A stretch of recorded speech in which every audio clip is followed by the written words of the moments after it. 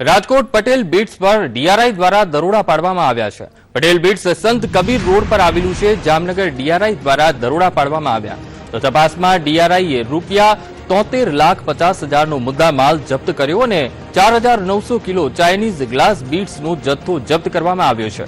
આ Chinese glass ઇમિટેશનમાં વાપરવામાં આવે છે તો પટેલ બીટ્સના માલિકે કસ્ટમ ક્લિયરન્સના કાગળ ન આપતા માલ જપ્ત કર્યો। મહત્વનું છે કે રાજકોટ અને સૌરાષ્ટ્ર ઇમિટેશન જ્વેલરીનું મોટું હબ છે।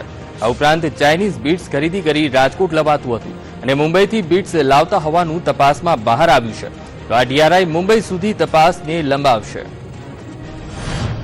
જામનગર ડીઆરઆઈ દ્વારા બાતમીના આધારે રાજકોટના પેડક રોડ ઉપર જે પટેલ બીટ્સ છે ત્યાં દરોડો પાડવામાં તો જો વાત કરવામાં તો આ બીટ્સની અંદરથી 73.50 લાખનો જે બીટ્સનો કબજો જે કહેવાય કે દાગીના તે કબજે કરવામાં આવે છે। જે ઇમિટેશન જ્વેલરીમાં જે ઉપયોગ થતા હોય તે છે।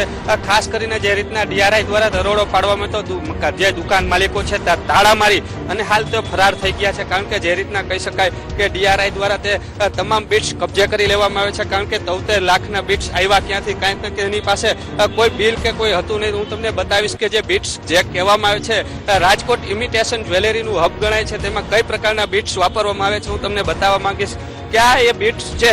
જો વાત કરવામાં તો આ એક પેકેટ છે 140 રૂપિયાથી શરૂ થતું હોય છે અને જે રીતના આ બીટ્સ છે તે એક કાર્ટૂનની અંદર 35 જેટલા પેકેટ આવે છે એવા 140 બોક્સ જે ડીઆરઆઈ દ્વારા કબજે કરવામાં છે અને આની તપાસ મુંબઈ સુધી લંબાવવામાં આવનાર છે। કારણ કે જો કે હાલ તો ડીઆરઆઈ દ્વારા આ તમામ બીટ્સ કબજે કરી લેવામાં આવ્યા છે।